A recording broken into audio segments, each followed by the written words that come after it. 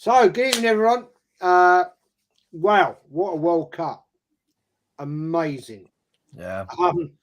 I'm not a great lover of international football, but I have to be honest. This has been quite something. It's been different.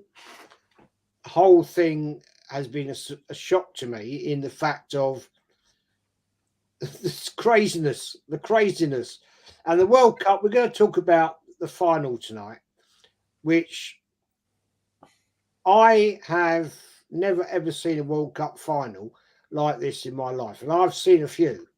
My first was 19 Mexico 70, but tonight it was just unbelievable. Steve, I know you're disappointed. France, Gutted like a fish. yeah. I'm wearing my Welsh shirt tonight because obviously Wales are crap, but it is what it is. Yeah. France 2-0 down, came back to 2-2, ends up 3-3, goes to penalties, man. I mean, what give me your opinion.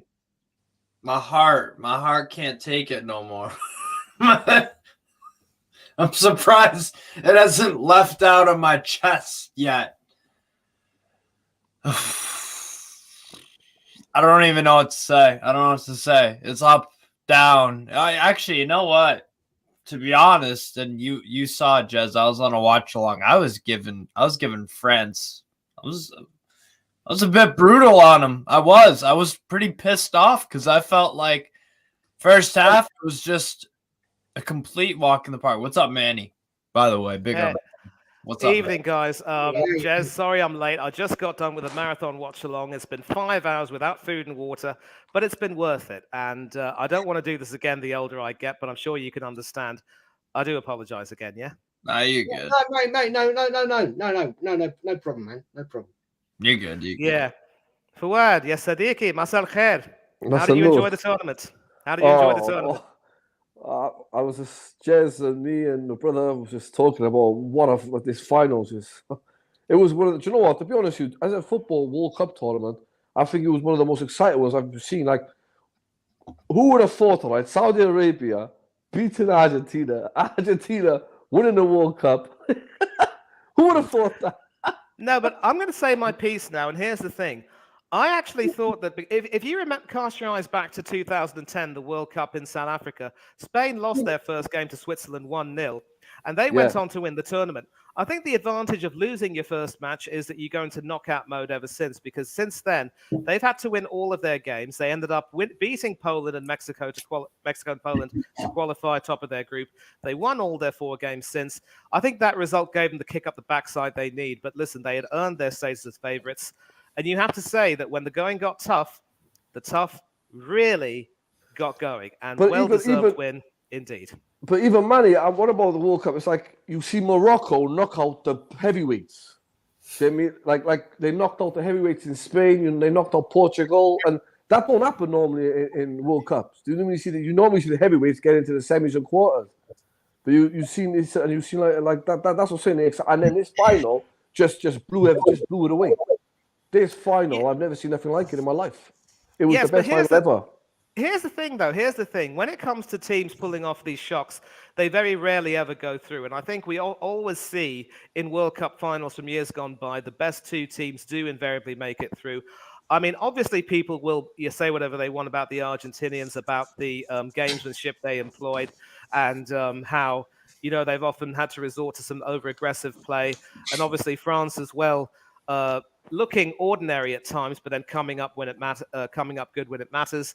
But I think both teams showed that when it came to the clutch moments, performing in the clutch moments, they deserve to be in that final. And I don't think any one of us will begrudge Messi the trophy. As a Messi lover, I am delighted for him. He has gone above Ronaldo in my estimation as the greatest player of his generation, but CR7 will be a close second. Emi Martinez, former Arsenal goalkeeper, rejected by Arteta because Arteta didn't value him. He's now gone on to Aston Villa, gone on to bigger and better things. It's his 5th medal he's promised for his parents. What a story. What a man. I'm out of words. Unbelievable. I think I just welcoming Darren, welcoming Tony. Good evening. Hey, everyone. Good evening, everyone. It's Comment Good ça to see va? Comment ça everyone. va? Merci beaucoup, Tony. It's been an amazing day. It's been an amazing Ça va day. bien, merci, brother. The Merci. fact that I stated earlier, I've never ever witnessed a World Cup final of that stature in my life, and I've seen a few. I've been privileged to see a few, but Darren, I'll bring you in on this, mate. You've seen a few. What's your view, my friend? Well, I mean, you're right. Most World Cup finals are very cagey. The teams don't open up and attack properly. They're 1-0s, 2-1s at best. I mean, I know this was a penalty shootout, but for 2-2 at full time and then 3-3 after extra time, I mean, you're right. It is the best World Cup final there's ever been. I mean, and funny enough, what happened was I didn't actually watch the whole game because I've got too much going on. Because I'm a die-hard England fan, and as soon as England go out, then my interest diminishes considerably. I'm gutted that we went out in the quarterfinals against France. So I caught snapshots of the game as it was going on, and funny enough, what it was 2-0 to Argentina, and I went on because I had the right ump with Mbappe laughing at the penalty miss with England. So I went straight on my Instagram, put Mbappe doing this, and then I put Connie Francis, who's sorry now, on my Instagram. Literally, I pressed post, and then get a penalty, and it's 2-1. And my mind starts ticking over, thinking, "You mug, you've gone too soon, Darren. Here, there's still 10 minutes left." And then the next thing, it's 2-2, and I'm like, "No." Did you delete the post? So I got on there, and then I put Martinez on there as well to level it up. But yeah, I mean, I saw that Martinez one. Great game, and absolutely, what was Arteta thinking of? Martinez is 6'4". He's a giant, and even the people at the end of the game said, compare him and Lloris, and it's like having an extra half of a goalie, really, on top of a goalie, isn't it? He's massive. And we sold him to Aston Villa.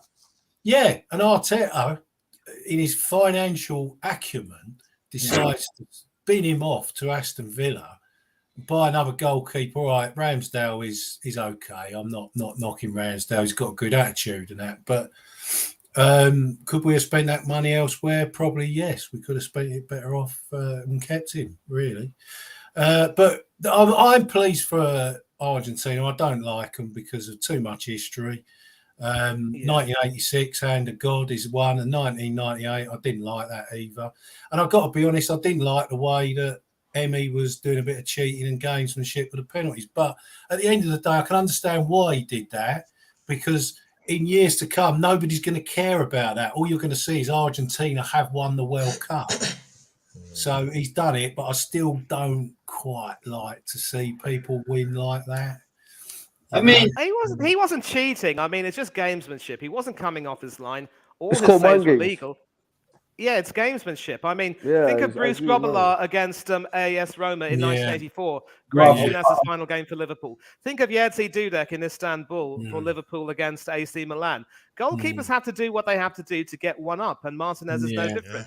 And when you take a look at the story he's had, how he's had to struggle to come to where he is. Yeah, true. You wouldn't blame him, and it's a bit like Boubacar Barry of Ivory Coast when he won the AFCON. He engaged in a bit of mind games himself, and he ended up being the hero. So goalkeepers are a maligned lot. They never get the credit they deserve. If they lose, they get the blame.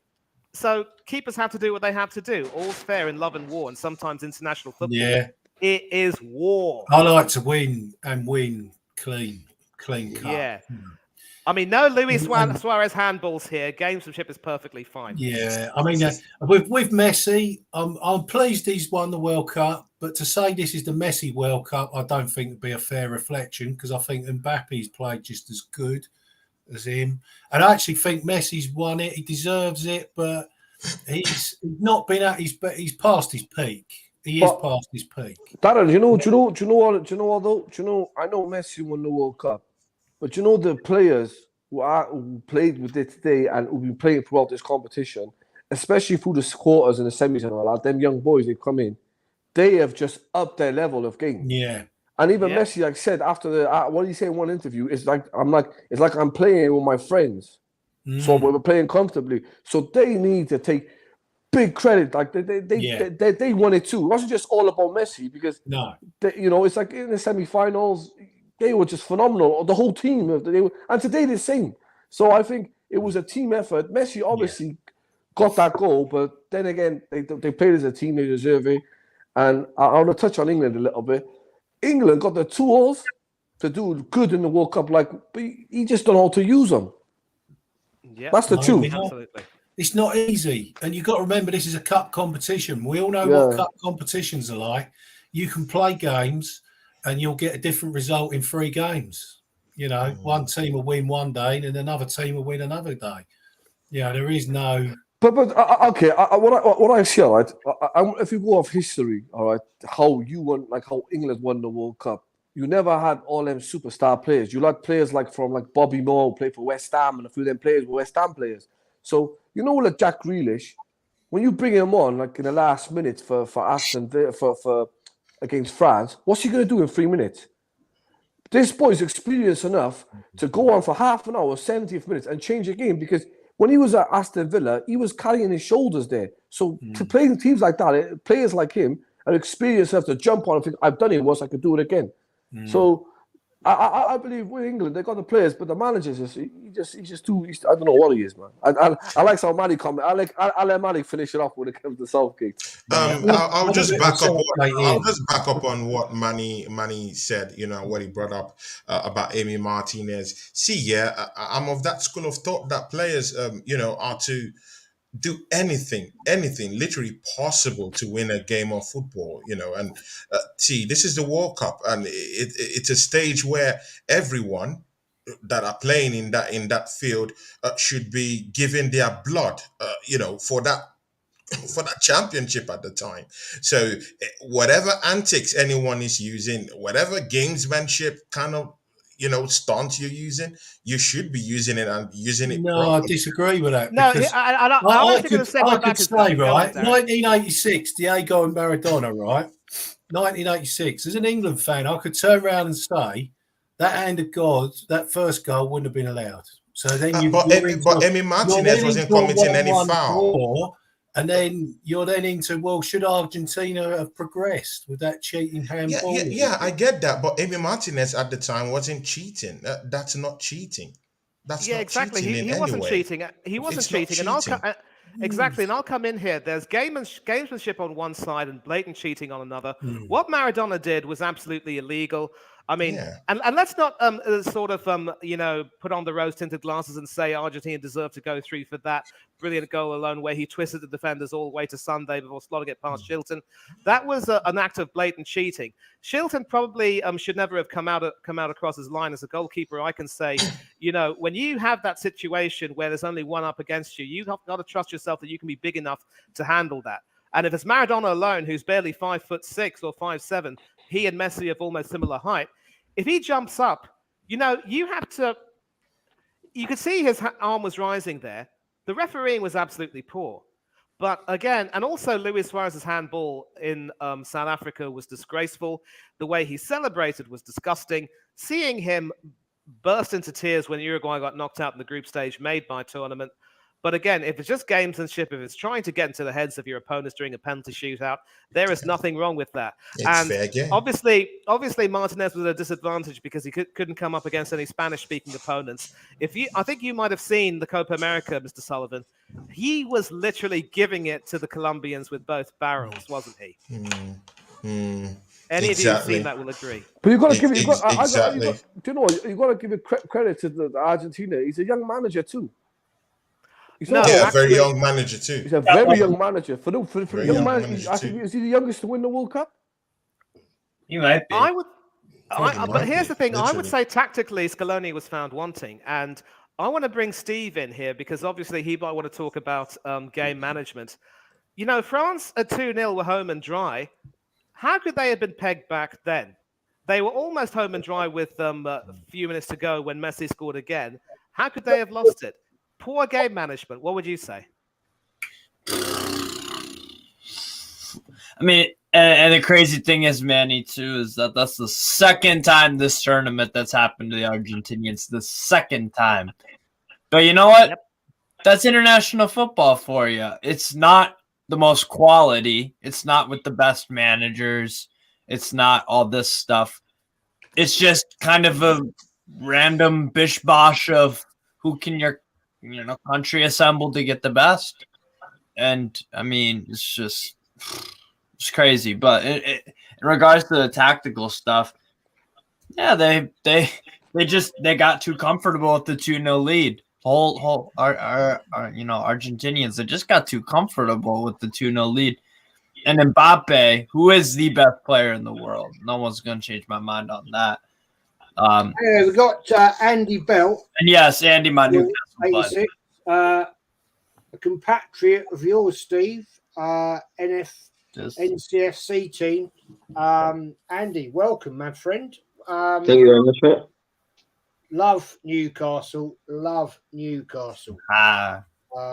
You guys, I tell you what, you're going to be a major problem in the next couple of years. Seriously. I hope you're correct there. That's all I'm saying. Yeah. I hope you're right. I know. I've been around too long to know that when sometimes when we're on the up, it's sometimes you get a big kick in the teeth. No, you got the right owners, mate. You guys are going to be a big. You're going to be a big club, bro. I'm telling you, Newcastle. If you see what he's got planned in the 5 years, what they want to do, you're going to be a massive club in the next 3-4 years' time. Yeah. Honestly, mate, Andy, I'm not looking forward to seeing and playing you guys in the new year when we've got to play you. Seriously, we've got to play you at home, and you guys are going to go big. I know that. Yep. But anyway, we're going to talk about what happened today. It was an amazing cup. It was an amazing final. Went to penalties. And we sold a great goalkeeper, Martinez. Yeah. Yeah. Yeah. And Aston Villa goalkeeper has just won the World Bleeding Cup. Steve, what's your view, my friend? Well, me and Andy are not fans of Aston Villa whatsoever with their little I'm not saying antics. I'm just saying Arsenal sold a quality goalkeeper to Aston Villa who's just won the World Cup. And what's that about? I'm pissed. I'm pissed that it is an Aston Villa because I do not like them whatsoever. Oh, I could go on, but no. I'm just gutted. I'm gutted we lost to that prick. And I'm gutted that Mbappe did every single thing he possibly could. Technically 4 goals in the game, 3 straight not 3 straight, but 3 penalty kicks.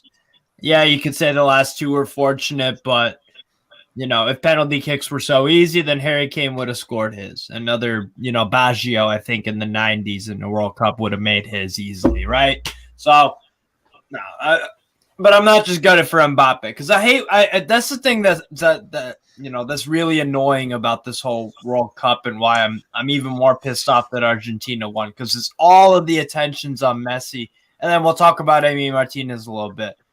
This is a team sport.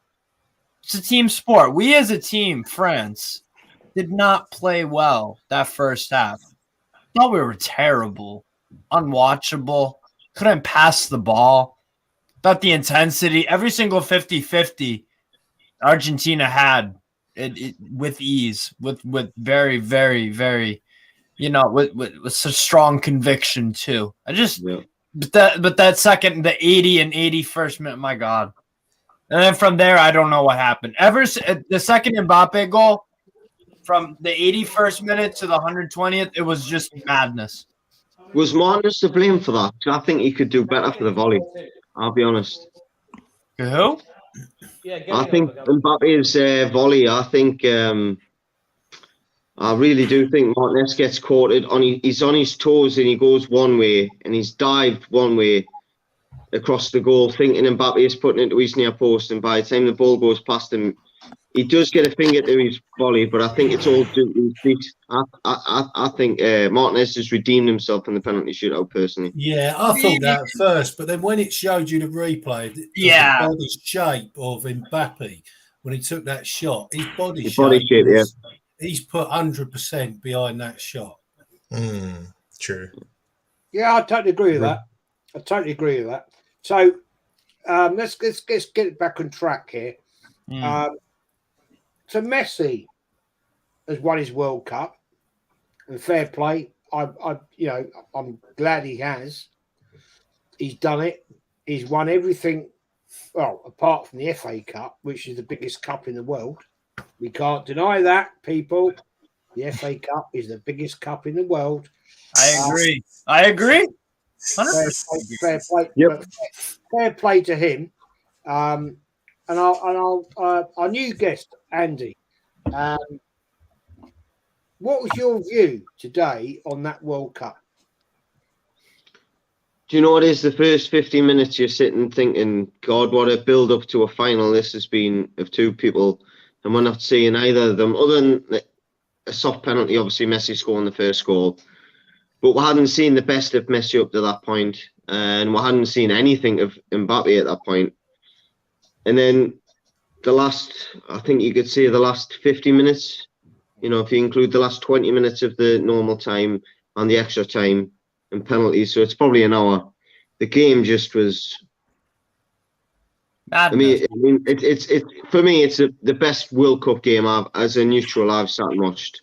Yeah. And the best thing is the two individuals that were talked about are the two that's actually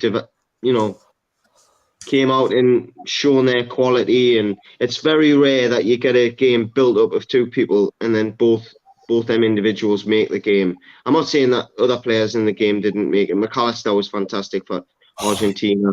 Franz Stuart-Shamey had his periods where he was brilliant and he was terrible. But I think the game was Mbappe versus Messi in my eyes. And it must be horrible to have scored a hat-trick in a world final and lose it. It must be terrible. But as a neutral, what a fantastic game to watch. It was unbelievable. And Tony, you did an amazing watch-along. Thanks. I watched it with you. Thanks, man. I bail out at the end, but it is what it is. Yeah, it is what it is. You did a great job, and thank you, Jez. It was entertainment, I have to say, and you controlled it very, very well to a point. How many World Cups have you witnessed that was as good as that? Jez, this has to be the best one I've seen. This is the best one I've seen. I've not seen one that contains lots of goal. I'm talking of a final. In this case, the finals. I've not seen one that contains lots of goals like this. The kind of intrigues that was here, the kind of drama that was here, the kind of expectation, that was given to both Messi, like my good friend and fellow collaborator here, Andrew Bell told you, it was a Messi versus Kylian Mbappe show. That was what it was all about.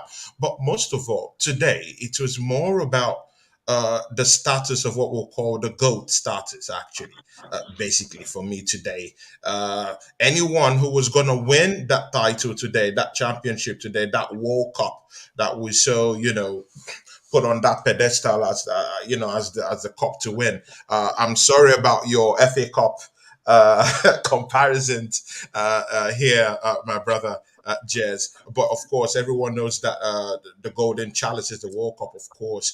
But see, yeah, the thing there was that Messi put his best in this World Cup at his age, still scoring goals with everything he has done for club football. Leaving FC Barcelona, the club he grew up in, the club he loved, and he was forced out of that club, moved down to Paris Saint-Germain, scoring more goals, won all these titles, won the Copa America, in South America down there for Argentina. And you know what? This World Cup, he's done it. He is the GOAT right now. And this World Cup is the best that I have seen. Just check it out. The goals scored, the drama, the theatrics, Martinez, what he's done for that team. And see, I don't want to take anything off from France. Kylian Mbappe scored a hat trick, well deserved today. But this is the main thing here, yeah? When you are in a World Cup game, you have to start properly and take it as a World Cup game from the start. That's the problem for France today. My collaborator here and colleague here, Steve McCullough, who was with me on the watch along, he emphasized this. You have to start with that same intensity you're thinking of when you are down by 2 goals or 1 goals, in the second half. You have to start with that intensity. And France didn't have that intensity in the first half, and that cost them, along the way, in this World Cup final. It's very, very important for teams to have a very, very great start. At least put in your first 2 or 3 goals. Put that effort. Let's see the fight. But in the first half, there was no fight. There were runners for France in particular. But in the second half, yes, they came out smoking. Goals started coming out from everywhere, and especially after those first 2 goals from Argentina, in the second half, everything just turned on its head. Penalties everywhere. I thought the officiating of the game was a bit, those penalties were a bit weak and dodgy for me, but well, it's a World Cup final, and it's just what we want to see. We want to see goals, goals, goals. We want to see competition, and oh my God, they brought it today. I think Emmy, very deserved one. Emmy Very saved deserved one for Argentina Argentina. with that save in Deserved extra one for time. Messi, and Messi's the GOAT. I think Emmy's big contribution was that save at the end of extra time where he What a stuffed his leg save. out. What a save. That was What a almost as good as any He went so penalty big. save. And That was a winning goal. because that would have been That was game over. France 3-2 if he hadn't stopped that. What a save. France 4-3, to be honest. I think it was the end of extra time. Yeah, 4-3, yeah. 3. Yeah, it would have been repeated. That'll haunt me for a while. But I think the ref had a good game because he was consistent. Even though they were soft penalties, he was consistent. There was all, but he was consistent. If he get a penalty, he's giving it. And you know what? One thing I like about the ref, he let the game flow. We haven't seen that for a while in football. I'm biased towards the ref because he cost me 131. Again, those penalties, Prince Fuad, because you brought in something here. Those penalties, do you think those penalties were deserved? They were because when you're the winger, Seaton, and you're taking off with that pace. All right, it's like Di Maria's not slow. If you ever seen him play, he's rapid. So when he's taking off that pace and someone actually touches him, he's flying, and he's a twiglet anyway. So it's not about it's soft going down. It's about them losing balance at the same time. Because when you take someone from the back, when you're a winger and someone takes you from behind, or even touches you from behind, and you're going into the ball and someone whacks, you're gonna go off balance anyway. So it's a penalty. It's outside the free kick. It's not a foul, though. I don't think it's a foul.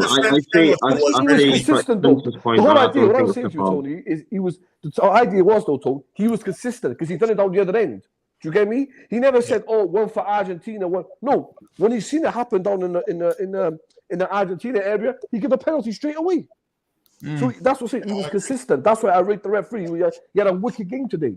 I didn't have a problem with any 3 of the penalties. The first one, Tony will know. I was like, you know what?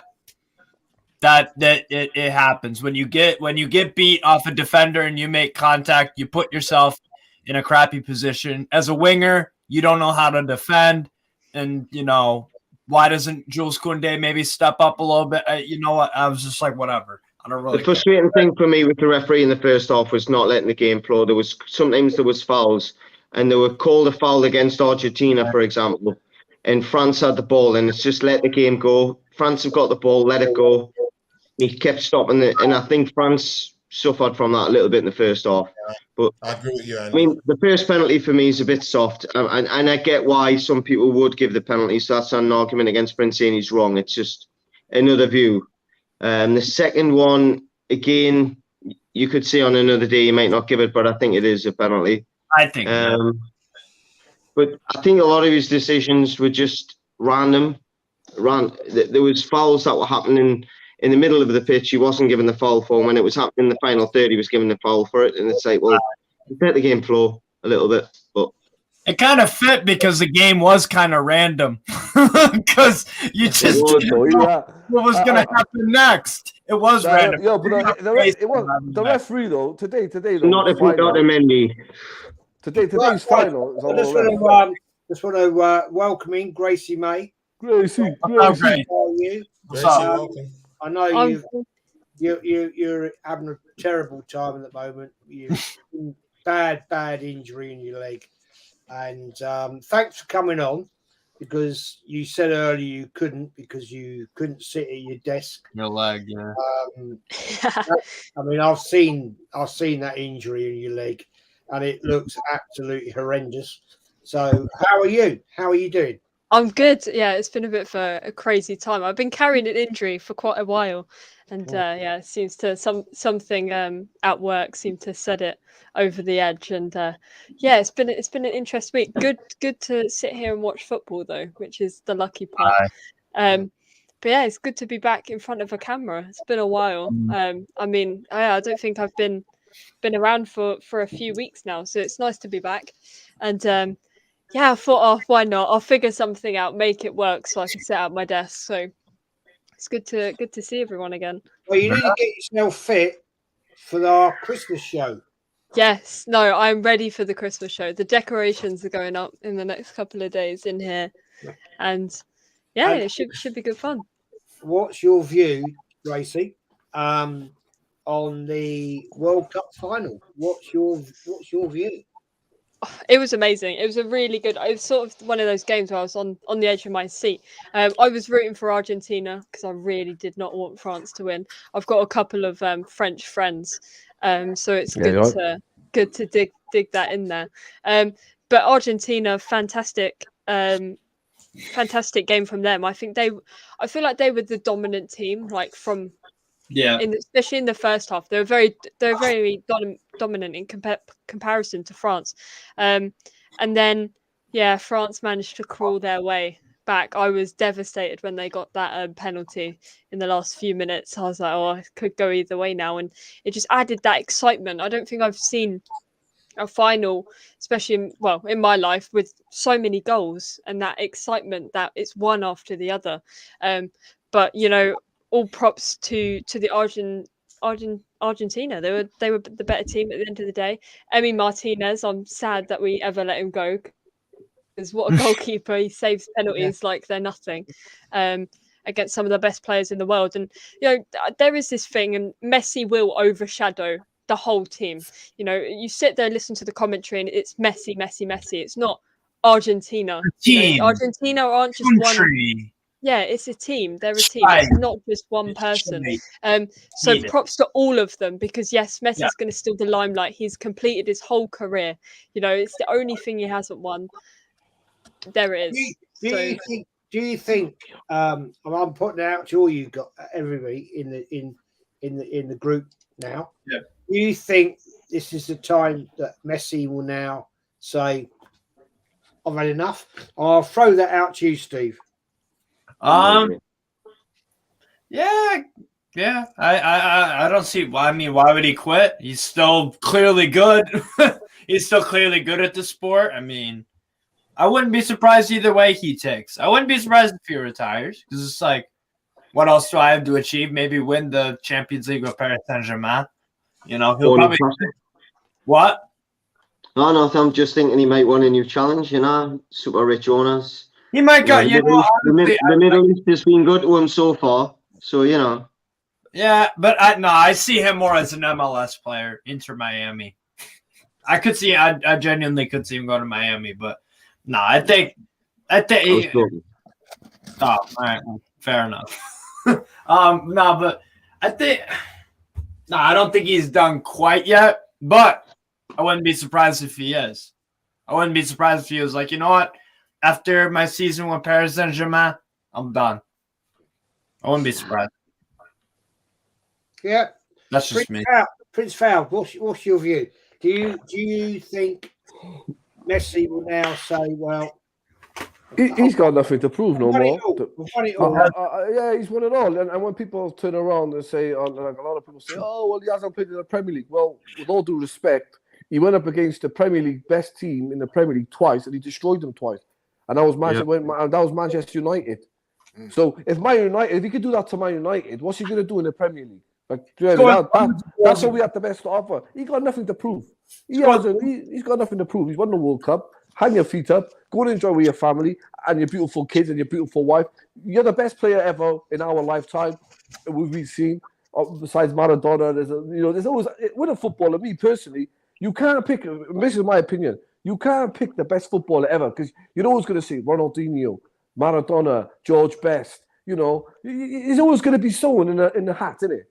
But he's just the best in our era. So go retire, enjoy your retirement, and you're the greatest in the millennium era.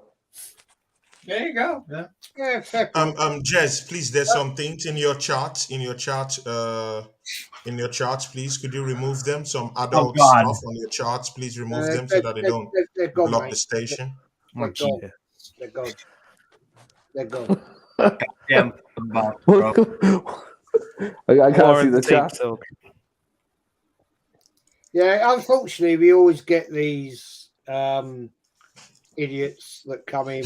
Yeah, we all get them. Unfortunately, I've just blocked them. So there we go. There you go. Darren, I'm gonna pose another question now. We're now out of the World Cup. You are a lifelong, knowledgeable, top Arsenal hard nut with Arsenal. I don't know if you saw the game yesterday against Juventus. If you did, you didn't. I saw it. It was bloody awful. 2 own goals. B team also. Ooh. And so let's switch this now back to. We haven't got long to go. Boxing Day is coming up. West Ham at home. West Ham are, let's be honest, pretty crap at the moment. Yeah. But we have an absolutely appalling striker in Eddie. We are top of the league, 5 points clear. We're about to go into a very, very tough league fixture. Man City, Newcastle. What do you think, my friend? Darren, come on. We've chatted long. We've been around Arsenal very long, and do you think we are going to progress in January? Well, first of all, we got to progress in December because we got West Ham, Brighton away. And whilst normally West Ham at home would be a regulation 3 points, I don't think it is because there's lots of factors to consider. You've got all the players coming back from the World Cup. And the feedback I'm getting already is that Partey's had a stinker. Xhaka's scored an own goal and has been slipping into his old habits again. Yeah. And then add the catalyst to it all, where you've got no Jesus for tonight, right? So not only is Jesus good with his movement and he gets the odd goal, he's missed the motivator in our squad. And all of a sudden, them 11 players are turning up in that dressing room on Boxing Day at 8 o'clock in the freezing cold, and Mr. Motivator ain't going to be there. So my question to Arteta is going to be, who's your Mr. Motivator for this game? And I think that is good. And West Ham are going to be licking their lips because it's like the opening day of the season again now, the way this World Cup has split the season in half. So they'll be like, oh, we're playing Arsenal, the league leaders, at the best time. We're going to have a freezing cold climate. Some of their players are coming back from the World Cup. Some of the morale of them players are going to be 50-50. We've got Benjamin White, who apparently got his ass kicked out the England squad for not knowing about his opposition, right? Who's got an attitude. He's had a fabulous first half of the season. You can't knock him. He's been brilliant. But the fact remains, he got sent home. So I'm listing a lot of negatives at the moment, a lot of weaknesses. You're not hearing a lot of strengths coming out the old north and south, you know. It's just going to be who can grab those players together and say, come on, chaps, this is West Ham at home. Let's take one game at a time. Let's knock West Ham over next. Then we go on to Brighton. Going into January is, by that time, we definitely need to put some signings on the sheet. I think everyone knows that. We do need a striker. Eddie Nketiah, at best, I think, is a number 4 striker at Arsenal coming off the bench. He's not. What Premier League team does he even start for? Villa. Yeah. Behind I'm not even sure Villa, to be quite honest. Danny Ings, I'm not. Bournemouth. No. Kiefer Moreover and Nketiah any single day of the week. So when does the window open? Is it 1st of January, is it? I don't know. Yeah, 1st of January. Yeah. 1st of January. Yeah, Can you see Edu have been got off his jet ski by then and have made signings? I think this is the strategic thing I think Arteta and Edu are going to do. They're going to say, let's see if Eddie can do the business home to West Ham and away to Brighton. And if he does, we'll give him a chance to carry on. And we won't need to go in the window. No. That's a recipe for failure. I don't think that would be in there. That would be unfair to think against him because he did well for Arsenal last season at the end of the season. As a neutral, I mean, I remember watching the last 8 games for Arsenal last season. Nenny and Nketiah getting goals. He didn't lead the line as well as Jesus does. No way. But he did get goals. Yeah, like 4. But he's 4 in 6 games. That's not bad. You've got to look at it like this, though. All right. Okay, forget Nketiah if he scores or don't score. If he gets injured, you ain't got another striker. Yeah, you're going to have to play Martinelli, possibly. Or even Odegaard up front. I reckon he might put Odegaard up front because I've noticed a lot of our games at the start of the season, Odegaard weren't far away from Jesus up the top of the pitch. That's true. That is true. But anyway, guys, I just want to welcome in Matt. What's up, everybody? Jez, we finally did it. I finally got you. Yeah, we've been trying to do it for a minute. Hi, everybody on the panel. I heard Welcome Eddie. to the show, Matt. Welcome to the show, Matt. Matt, fellow American. Yes, sir, brother. Yes, sir. Yes, sir. Matt, it's been time. Yep. We've been trying to collab for a long time. So I'm glad you're here, my friend. I appreciate it, man. Great to have you on. Hope you're well. And I'm gonna put this question to Matt as he's our very first guest on here. Matt, we're not going to talk about the World Cup. The World Cup's done. It's done. It's finished. Not interested. I'm changing out of my French shirt. Yeah. Fuck this. Steve, go and put your Newcastle shirt on. Exactly what he's got. Lazio or Rangers or Strasbourg or whoever. We're going to talk about Boxing Day. We're back to the Premier League and West Ham at home. I think we'll win that personally. Then we go in, Matt, to a tricky fixture. We've got Man City, we've got Newcastle. Now, back in time, Matt, we used to look at Newcastle United and think, oh, well, yeah, it's 3 points. Not anymore. That What's your view, Matt? I think both of those games are going to set the tone for the second half of the season. yes. Yeah. Newcastle, a lot of people, Newcastle is completely flown under the radar. But Jez, we've talked about it with Lee. This team, they have some kind of astronomical record since the end of last season. They've only lost like a handful of games. 4. Yeah. I think all competitions. Man City at home. Liverpool away. Liverpool at home. Now, let me show y'all something else too that people are not talking about. Now, if we have to be active in the transfer window, and Newcastle's sitting in third, if I was Newcastle, I'd say, well, we could have a run in at this title too. They're only a few points behind. Yeah, 2 behind Man City. Yeah. So we have got to do the business, Jez. We've got to come out. This transfer window open. I told Lee last night. We talked for about 10 hours last night. And I told Lee, I said, we have got to open the window with who we need signed. We don't have time to go back and forth with money. We don't have time to go back and forth with do they want to come or do they want to wait until something? No, we need somebody that's ready to go.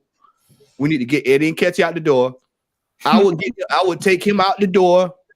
I would trade him over to get him over to Crystal Palace. I'd offer a piece of change to go with him, and I'd bring Zaha in. Zaha wants to come here. He wants to play. There's options out there, so I don't want to hear any excuses like last season where we couldn't find anybody to upgrade the team. We couldn't find the talent, because there are players out there. You can go get Memphis Depay for $5 million in a bag of chips, and you can bring him over, and he'll do something. The time for excuses for Arsenal are over. Yeah. I don't want to hear any more excuses because this second half of the season, Jed, is going to tell me what this regime wants to do. Are you content with being fourth place, or do you actually really want to challenge for a title? Those 2 games, Newcastle and Man City, are going to tell me a lot. Now, I didn't get too hard on them yesterday because it was a preseason game. We got players coming back, from the World Cup. Got to get back into form. But after a week of getting it in order, getting reacclimated to cold weather, I knew that was probably a problem yesterday. They've been training in Dubai in hot 100-degree weather, and now they come back and it's the usual. So I don't want to hear it. I don't want to hear it. And we as fans have got to stop with the whole, we really wasn't supposed to be challenging for the title. This is the Arsenal. It is long past overdue. I am 41 years old. I remember the last time we won a title. I saw it. I know. It has been a long time. Jez, we have seen this before with a transfer window. I told Gunnar yesterday, I said the last time Arsenal blew it like this with a transfer window outside of 16 with Leicester was the year Eduardo went down. Arsene Wenger did not sign any strikers. Croatian guy, right? Yep. Yep. Yeah, 2008. That was 2008. Yep, 2008. And so, we blew it then. 100%. And I pray that Arteta and all of them sitting out in LA or wherever they were was putting down a list and going, okay, well, if this player don't want to come, we got this player lined up. They should have a list of 6 players ready to go. I don't hear anybody. We couldn't find anybody this year. Well, I hear you. You've got to take advantage of your league position, haven't you, mate? Yeah, we got you got to go from the problem with I think was the surprise for a lot of the fan base is that we're so used to playing from 5th, 6th, and 7th, trying to get in the 4th, that people don't realize we are at the top. So we got to lead from the front. You can't lead from behind. You got to lead from the front, meaning you got to be proactive as opposed to being reactive. Yeah. Southgate versus Guardiola, reactive. Gracie, mate. Fail to prepare to fail, and piss poor performance. Yeah. Prior preparation prevents piss poor performance. If you prepare for when you're in these positions, you know the players that you're going to go for. Aye. You'll be hard pressed to think that Newcastle don't have a list of at least 10 players that they can go out and get. I'm going to come on to this. Gracie, mate. Arsenal right now, yeah, we are in a bit of a problem. We have an issue. We've lost our, how can you put it, our striker come Powerhouse. That's how I describe yeah, these. yeah, very well said. He's not a talisman. Talisman for me goes powerhouse. He creates and he scores. We've lost that man. Okay. Gracie, mate, I'm going to put this right to you now. Who do you think we have in our team that can replace that person? I don't. Yeah, go for it, because I've got my opinion. I mean, I can tell you now, there's no one in our team yet that matches that description. Eddie Nketiah, I think it was something, his stat yesterday was like 13 appearances, 0 goals, 0 assists.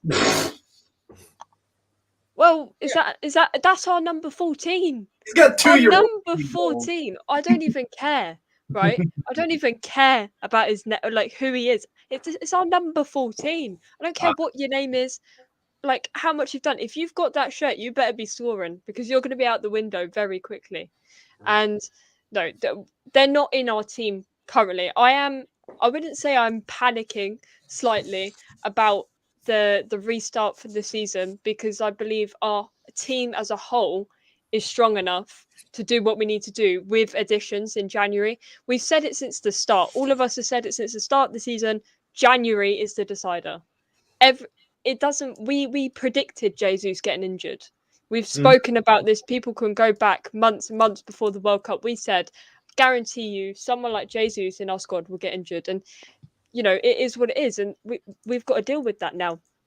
What I'm seeing now is a lot of, you know, transfer rumours coming through of who we could potentially sign. And at the moment, it's a decent list. I'm happy with the list I'm seeing. But it's whether it happens. We have to go out all guns blazing, quite literally, and just go, I want you, you'll come in, I'll pay you this much. However much they want, pay it, because we need it. There's a difference between wanting a player to come and needing a player to come. Yeah. And Nketiah is not the player to carry us to a league title. I don't care. I was saying this to someone earlier. They went, "Oh, I think we Arsenal can get top 4 this season." No, I don't care. I want to win the league. This is the opportunity that we're not going to get again. With all these other teams that you would usually expect to be in the top 3, top 2, they're not there. This is our time to just go all out and go, no, I don't just want the Champions League. I want to win the league as well. First half of our season's been excellent. It was amazing. Apart from the Manchester United game, you know, we had a fantastic run. So there's no reason to say why we can't come back on Boxing Day, turn up at West Ham and show we mean business. And Nketiah, he has to show up. He has no choice. He has to show up. Otherwise, he's going to get so much. I don't even want to think about it. I can see Arteta putting Nketiah in for Brighton and West Ham, and if he gets a couple of goals, he'll leave him in and not buy anyone. That's what I can see happening. Sullivan, I'm sorry, you said this before, and I don't think that assertion should necessarily be true. I don't think it's going to happen. This is an unprecedented time, and see, even when every other person was talking about top 4, I would say Jez knows this. When I started at my own channel, and I had a run-in with Jez, and he knows what I think about Arsenal this season. I told him that, hey, Arsenal is going to win the league this season. People thought I was deluded, but look at where we are right now. But see, it's not like we had the most prolific striker out there giving us goals. No, it was more about the work rate that Gabriel Jesus brought into that team. Yeah, see, Nketiah is nowhere near the striker Gabriel Jesus is. That's a fact. There's no need bickering about this at all. See, even Even our coach, he knows that he needs a striker. He knows this. Even with the Juventus game that we lost, a couple of days, he knows this. He knows this is the only chance that Arsenal can have right now to actually win that goddamn title. And listen, guys, I'm not settling for top four. I'm tired of that. I won the title. I'm going for the title. So if you are to win the title, what do? You go into that January transfer window and start getting players. Nottingham Forest have already gone into the transfer window as early as December to bring in Gustavo Scrap from Palmeiras. Yeah, from Palmeiras. And it's there right now. Why can Arsenal be a big club and do the same thing that they just did? Go into that market 1st of January and get us a striker. But you know what? Yeah, I do this transfer window roundup. So, see, Arsenal is being linked to some couple of strikers. This is what is out there, Of course, Ivan Toney is down there. I don't know about the betting scandal there, but his name has been muted. It is cooled down a bit. Ferran Torres is also being muted out, to come to the club. There's a host of these players. Modric is also being muted at the same time. I heard that negotiations have started, after they've been dragging their heels. Newcastle have come into the fray for Modric. Also, Chelsea Football Club are coming to the fray, but Arsenal is still negotiating for him. See, they know the importance of this. Trust me, Eddie Nketiah won't be left alone to handle all this. Trust me, they will be smoking bush down there in LA and in some parts of London if they think that Eddie Nketiah would sort of help us in any way with this. It's not possible. I'm not bringing Eddie Nketiah down at all. In no way am I bringing him down. This pedestal is too big for him to cope. Yes. That's it. It's just too big for him.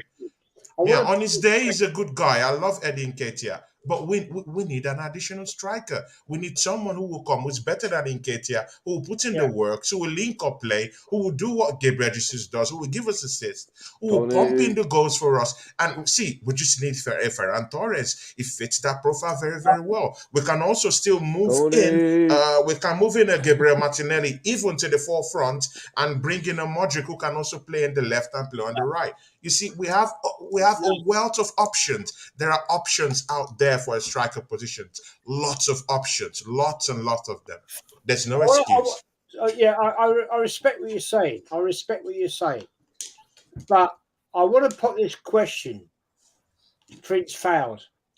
Yeah. Right? I respect your views. We don't always agree. We don't, do we? But where do you see right now where Arsenal's direction's going? Because you've got your view, I've got my view. We agree. We do disagree to agree. Yeah. We do agree with Arteta's direction, and I'll respect you for that. But at this point in time, we are coming in to the start of the season, start of the new season, as I put it, in shit. In shit creek without a paddle. I think though, Jed, you know what? To be honest with you, Arsenal do it every time. I see Darren there just hit on there. Arsenal, when Tony says Arsenal, I've been going linked. Arsenal being linked to Elvis Presley and Michael Jackson. Arsenal being linked to everyone. Till Arsenal actually crosses the line, and like the first thing Arsenal got to do is set up like a big club. Yep. Jesus get injured 1st of January. Forget Ivan Toney. Forget everything. Go and get. If you want that Torres, go and get him. If you want that guy from Atletico Madrid, go and get him. Don't be linked, and don't think, because at the present moment you're top of the table. You got to stand out like a big club. Even me, I support Arteta. And Gracie knows, and Jez knows, and everyone knows I've been supporting Arsenal and Arteta. But this is the season when you're 5 points clear, you're top of the table. Your owner's got to prove to the fans to say, listen, I'm going to stand my ground now. I'm going to buy players. Because I'm telling you now, and you heard it from me first, if Arsenal haven't signed no one by the 15th of January, there is no one coming through that door. Yeah. And then when they don't win the title, don't say why and don't have no excuses. You've got an excuse now. You're 5 points clear. And the worst thing about it is, you know what's Arsenal fans, some Arsenal fans, they don't see what's around you. Like, you just put up a point. Newcastle have 3 points. You know their owners are going to back them.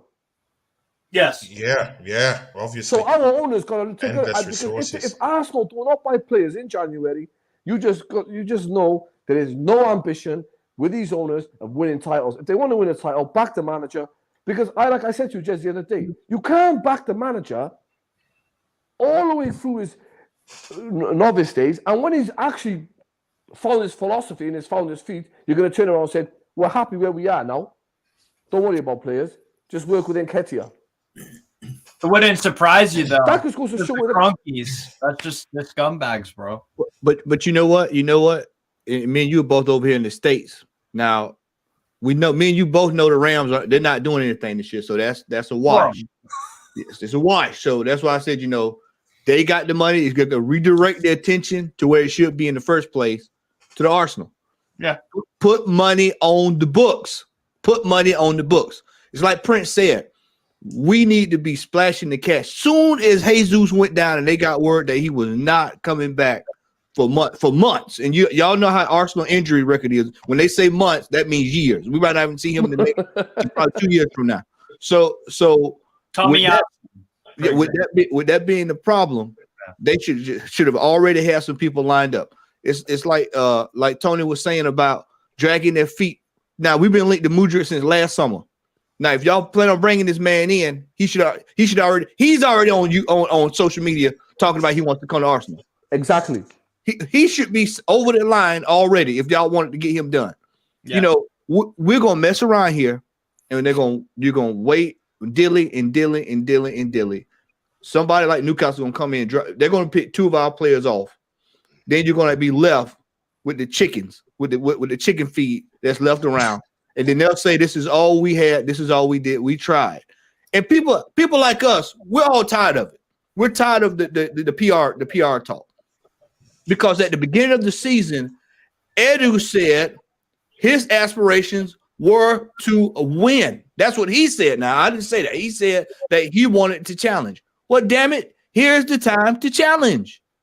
Yeah, it is time to challenge. Yeah. Okay, I'm gonna. I want to wrap this up soon, so I'm gonna go to Andy, our guest Newcastle fan. I think Newcastle are going to be a serious pain in the arse. Would have been a pain in my arse for 30 years. I want to wrap this up soon. Andy, thank you for coming on, my friend. You're welcome, mate. Thanks for having us. And I'll get in contact with you. We'll have a chat on other shows if you want to do that. Don't, mate, not a problem.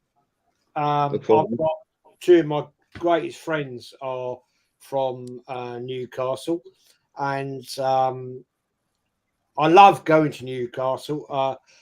Going to St. James's Park is an occasion. It's way up there. It's a great place to go out, honestly. And I know Steve wants to go there. Mate, right, I'm going to ask you this question. I'm going to put it out to you. How do you think Newcastle are going to do this season? I think when you look at it, I mean, I watched the friendly yesterday, and there wasn't much that you could really take from it because we played okay. Real Vallecano were terrible, and everyone's saying, well, same thing, since the break, we'll just keep on winning. Botman didn't have a great game, so that kind of makes me worry. How we're gonna do? Okay. Now, I suspect because of the situation that they're in, we're in 3rd place in the Premier League. There's going to be a lot more players that weren't too keen to come to Newcastle that might be targets that we might realistically be able to attract to them. And Newcastle made an error back in the Pardew days when we finished 5th, and they never capitalised on that opportunity. And I don't see these owners making the same mistake. But what I do think they need to be is very careful in the sense of, if you bring 6 or 7 players in and go massive on transfers, okay, some of the transfer fees might not be massive. It might be wages, players that's got 6 months left on contracts. There's a harmony at Newcastle at the moment, which is probably getting with us where we are. When you look at players like Dan Burn, he isn't a top class player, and I'm sure you wouldn't mind hearing that. I went to the same school as the guy. I love the guy to bits.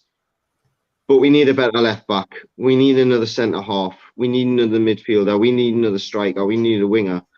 But I only see us probably spending money on a big transfer and then another squad player that'll cover a couple of positions, because I think if you bring too much in, it'll disrupt it. And if we do what I mentioned there, I suspect that we will have European football this season. I think we'll challenge for top 4, but I think we'll miss the top 4. But what do I know? We might go mad and spend 200 million, and you never know. Hey, hopefully, I won't have another French Revolution. Yeah, we'll not have another French Revolution. But it's funny you're talking about that. I was talking to Ollie Bernard. Newcastle will get Championship football this year. Yeah, I think they'll be Champions League. Funny you said the French Revolution. I was talking to Ollie Bernard a few months ago when Lee and Sam and whatnot had an interview with him, and he said a bit of the problem that they had in the dressing room was 50% of the dressing room at the time spoke French. The other 50% spoke different languages, and there was a bit of a divide. So, yeah, it's true that he said that. Okay. Well, yeah, my personal opinion is you will get Champions League football this season. I hope so. That's my target. I agree with you. Actually, I want to win. I want to win the cup, though. I want to win the Carling Cup. I would take 5th and win the Carling Cup. Carabao, whatever you want to call it nowadays. In Newcastle, as a Newcastle fan, I've seen Champions League football. I've seen Europa League. I've not seen a cup win. Let me have a cup win, please. You will, mate. Mate, there's no question. Yeah. Look, I'll put it on you. I will put this right on you now. In the next 5 years, you will win the Premier League. Yeah. I hope you're bloody right. No, well, look, mate. With the ambition of your club, come on, please, come on. Yeah. Hey, now you gotta remember now, Jazz, me, Jazz, you, and Steve, and Darren have all seen these teams like Man City that come from nothing, get a cash injection, and you look up in 6 years. Look at Man City now from when they got. Remember when they got Robinho that day, and everybody was like, "Oh man, what's going on here?" And then next thing you look up, here comes Sergio Aguero. Rest of history. David David Silva. Yeah, it happens, man. Jess, please, can you clarify something? Are you seeing ambition in that team, or are you seeing a team with endless resources that informs your conclusion of Newcastle? There are two different things for a team to have ambition and for a team to have endless resources in order to get there. Because right now, mind you, if you're talking of ambition, that Newcastle team haven't splashed the cash yet. They've only splashed the cash on Isaac, who's a Swede, who came in from Real Sociedad for about 65 million add-ons on top of it. So what informs your decision on that? Manny, sorry, Tony. They have the ambition. They have a decent. Eddie Howe is a very good manager. Very good. Right, and they have the ambition that they will develop that club in the next 5 years. It's not going to happen next season. It's going to take time, but they have it. They have the money. Yeah. Good. Now I know where you're coming from. They've got more money than any other football club in Britain. On earth. Mm. So On Earth, yeah. On Earth. We're the third richest sporting club in the world. The fact of the matter is, they have, let's get it right here, they have one of the greatest fan bases in English football. If you've ever been to St. James's Park, Yeah, I've been. And witnessed it, I have. Not in the Ashley, though. It is now. something else. It is all right. They stick you up in the bloody gods. Up there. You need a nebulizer to breathe up there, don't you? Sometimes. You need a heart transplant to get up there. But it is the most amazing occasion to go there. And it's a privilege. I will say it is a privilege to go to St. James's Park, because every time I've been there, probably 25, maybe 25 times. Wow. And whenever I've been there, it's been an amazing night out. And I can honestly say to you, never, ever, ever, ever once, when I've been to St. James's Park, Newcastle, stayed there, ever have I had a problem with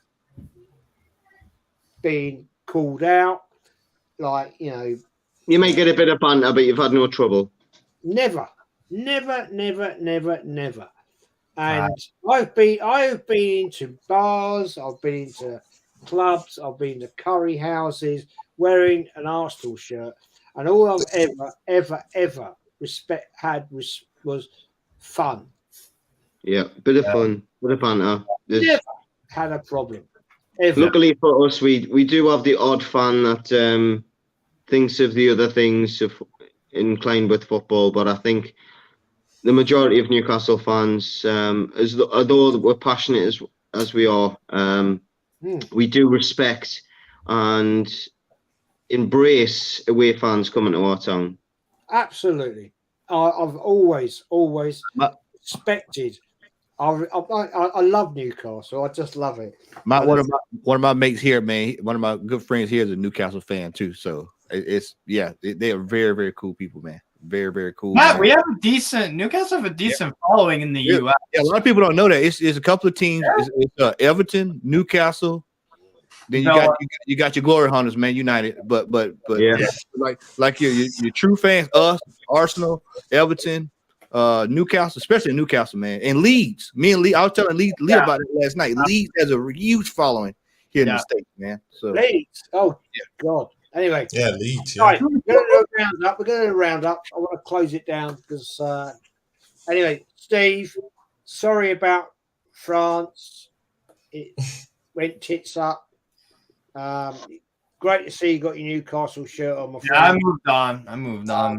I'm just freezing cold, hence I've got my dressing gown on. I'm getting out of the shower and I'm freezing my tits off. Okay, my friend. Thank you for coming on. Darren, thank you. The icon, my icon of Arsenal. Darren, thanks for coming on, mate. And we'll catch up in the week, I hope. Yeah. Nice one, Jez. Thanks for having me on again. Matt, appreciate first time on, and thank you, my friend. Appreciate it. Love watching you on Lee's shows. You give a totally different perspective. Mate, I love watching what you say. Appreciate it, brother. Same, Matt. Same. My friend Gracie May always gives an honest opinion. Gracie May, shout it out. We're going to do something, aren't we, on Christmas Eve? Yeah, so it is the much anticipated Christmas Eve show. I think me and Jez have been planning this since about September. So please do come join in. Like, time details will come out early this week. We're looking forward to it. We're going to get dressed up. It's going to be a bit of fun. It's not all going to be about football. So it's just going to be a good laugh. And yeah, if you're free while maybe sorting your kids out ready for Christmas, or just sitting around, come join in, because it's going to be one you're not going to want to miss. And it might not happen again. It could be a one-time wonder. So please do come and check it out. Yeah, and Gracie, look after that bloody leg. You're very careful with the drums or the band or whatever the hell you're in. Yeah, the drums, my job. It's you wouldn't think you'd get injured, but it happens. They're heavy, yeah. Yeah, Jesus. Grace, look after that. Yeah. Yeah, it will heal. It'll be fine. It'll be sorted by January, hopefully. Yeah. Well, pressure falls on us like all of the other last week. It's been like Toval Dean all week in England. Yeah, it's freezing. Absolutely freezing. And Tony, Yeah. like, awesome show tonight. Love your watch along, and Thank you very much. enjoyed it, and enjoyed the chat in there. Although there was somebody that was getting a bit ridiculous, but there we go. Ridiculous, right? Wink, wink, wink, wink. It is what it is. But we, tonight we've had a great debate, and it is what it is. And the thing is, what I like about this chat is that we don't always agree, do we? This guy down here thinks that Eddie Nketiah is half decent. Really? Okay. And he likes him. Not really. Nah, Yeah, you kind of do. Yeah, I mean, it is what it is. I mean, Yeah, no, You're I'm talking just- about me there, Steve. Oh yeah, I'm talking about you. All I'm saying is he's been given some criticism in the past where I don't think a lot of people take it into account what he did last season. I'm not saying he's can not have him good if you enough want. after if they're going to win the Champions League. Jazz will put him in the Jaguar and drive him over there, and you can have him. You can have him. You can have him, no problem. He doesn't like that much. I just think he's a decent finisher. I think if you give him chances, he may put them away. That's all. He's like a deep. But, it's not good enough to fill in for Jesus. I will give you that 100%. That's what they said about Emil Heskey. Yeah, I totally get where Andrew Bell is coming from anyway. But the thing there is that Eddie Nketiah, the club is not his level. The kind of play Arsenal is playing right now, it's not his level. Yeah. We're going for a title. We've seen what he did last season. Last season we wanted him to step up more to get more goals for us, but he didn't step up at the end of the day, and we lost top four. And right now we're fighting for a goddamn title. So we need we need the big hitters down there. We need someone like a Ferran Torres, a Cunha. We need. Or Felix is a decent one. If this guy can be able to come in and help us out, they're more better. Technically, they're more gifted than an Eddie Nketiah. So I'll take them. I'll bring them to the club. Come, would you take Mitrovic, Tony? Yeah, I'll take a Mitrovic. And people forget this thing. I think Arsenal miss a target man. I'll be honest. I'm not saying it's a long-term solution, but I do think you do your job in the meantime. You know what? Yeah, Mitrovic is a clear traditional number 9. It's tall, 6 foot plus. It's a bully. It can get us goals. Any player that has played in the Premiership, tall, 6 foot plus, can be able to put in goals. Is good enough for Arsenal and has a very, very good walk rate. It's totally okay by me. But you know what? Jez wants to close the show, and you know what? Yeah, I had 2 new people I'm sitting beside today, very new for me. One I know, one I didn't know. It's Darren. Darren, it's nice to meet you, my brother. Darren, I always go to your Instagram. If you notice, I come up to your Instagram. You post lots of nice stuff that I like. You might not smile all the time, but whatever you put there, I just like it because there's this, this aura around you that I really like. So I just come down there and I support you on your Instagram page. I press like on whatever you do, and I like you as a person. Big ups to you, Darren. It's an honor to sit around you today. And Matt, Mr. Matt, I've watched you with Lee Gunner, a couple of times now, and I like your brand of analysis. I love what you do, and of course, it's nice that we're catching up here for the first time. Appreciate it, man. And the words coming out from your mouth is just pure holy. It's pure holy water. There's nothing like a poison chalice with what you're talking about. I clearly agree with everything you're talking about, and let's see if we can be able to collaborate on something too. Absolutely, man. I own a channel called Tony Club Gunner TV. Yep. Jez, mind you, Jez has always supported me since I came out. With my channel, he's been my number one supporter since I came out. Actually, one of my number one supporters. Of course, me and him don't see eye to eye in a couple of things, but the good thing about me and this my friend here, Jez, is that we always find a way. Jez, I know you'll back me up on this. Me and Jez always find a way to, get around everything, come to a compromise, and just say, hey, you know what? It's okay. And so Jez has graced my show nearly up to 3 times. It comes to the charts most times. So, he genuinely loves me, and I tell him face to face that I love him and I love his person, and I'll be there for him in whatever, whenever, however. Big ups to you, Jez. God bless you. You're a great man. Mate, wow, I don't know what to say. Wow. Should we leave you two alone, or he's all right? Wow. Andy. Thank you, man. Well, I'm just going to say before we go, Andy, thank you, mate.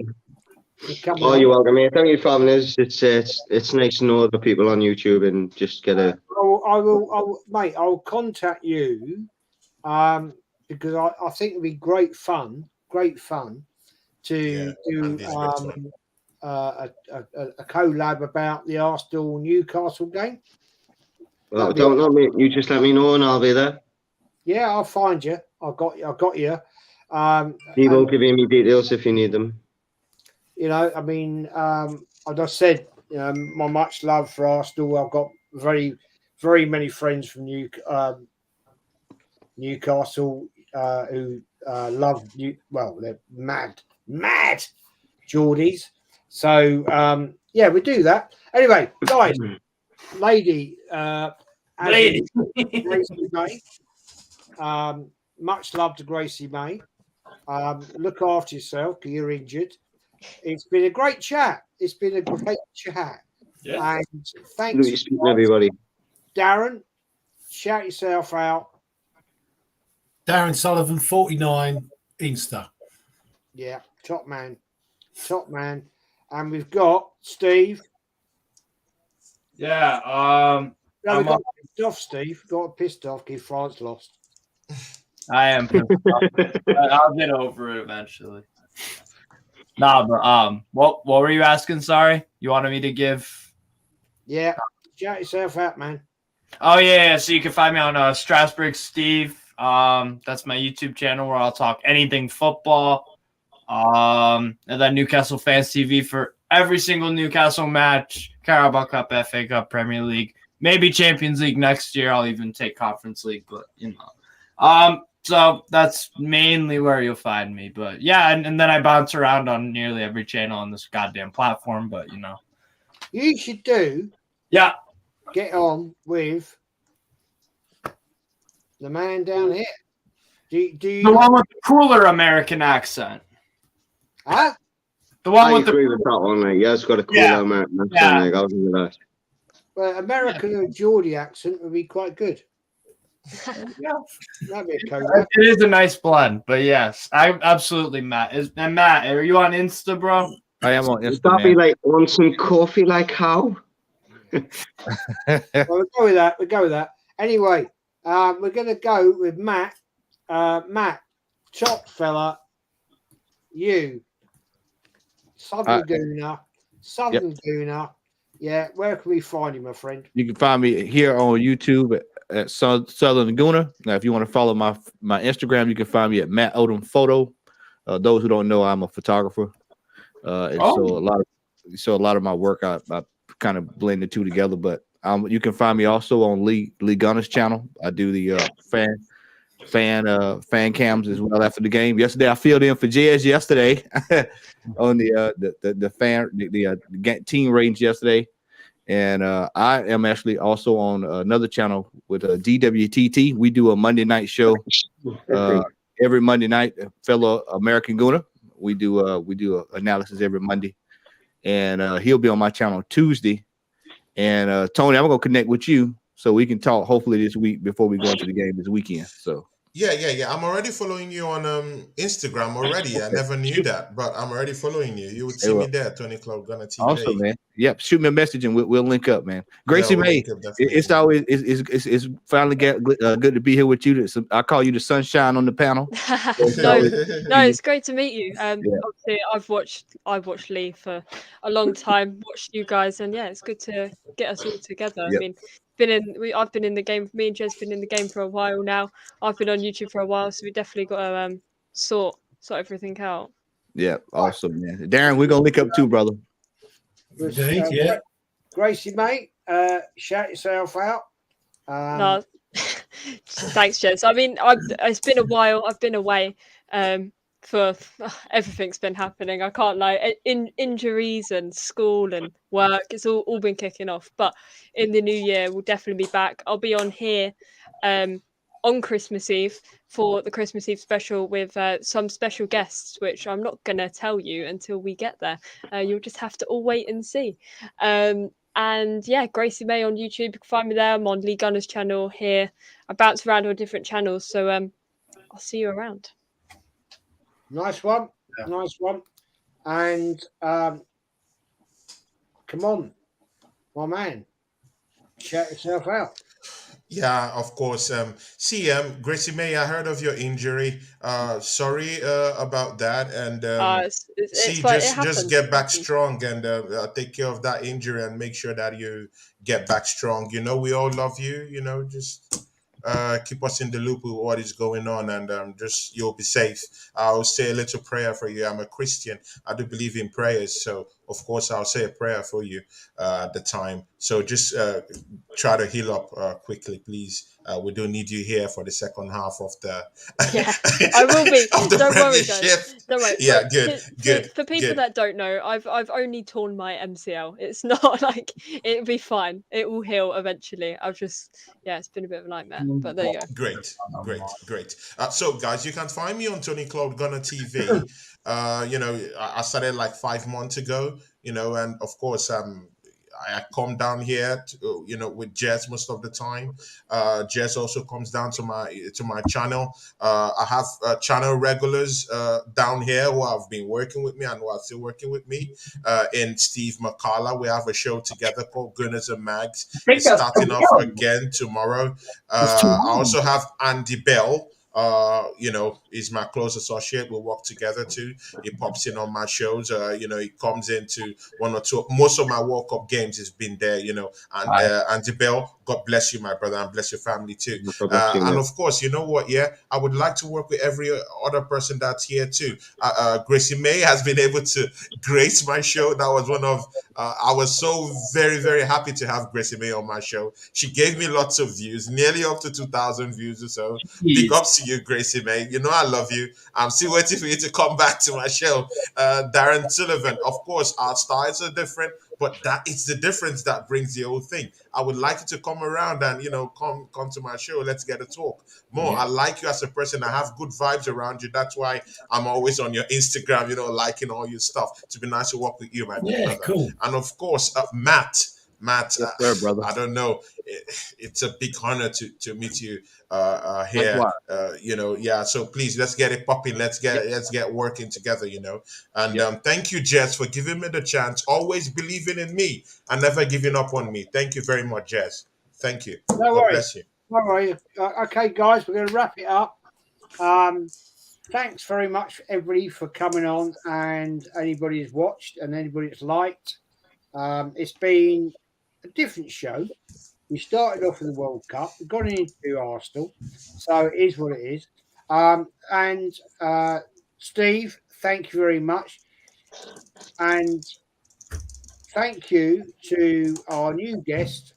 And it's been different. and I like what I like about this community is it can be different. Is that we can get in here, we have a chat, nobody falls. Well, sometimes people fall about, but we don't. But we're going to wrap it up, and we are.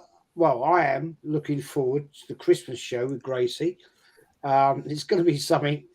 I don't know. It's going to be something weird. It's going to be something, Ches. We don't know quite what, but it will be something. Yeah, and bless her. And so, guys, Lady Gracie, thanks for coming on. It was an impromptu show, and so it's totally unscripted. So it's been a bit bizarre, but take care, everyone. Bless and Merry Christmas, and take care, everybody. We are top of the league. Merry Christmas. We are top of the league. Yeah, top of the league, yeah.